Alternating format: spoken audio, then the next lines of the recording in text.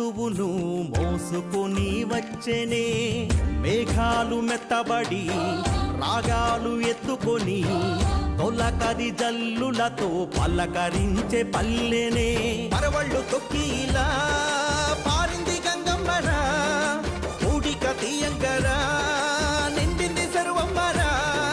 తీరొక్క జీవులు తిరునల తీరుగా చేరేను చెరువుడికిరా చెరువులోనే బతుకు భారాన్ని దించంగా సాగిండు ఈ రైతురా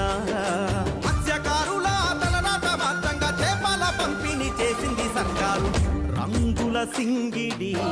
పూసే ఆ నింగి ఒడి వర్షపు ఋతువులు మోసుకుని వచ్చెనే మేఘాలు మెత్తబడి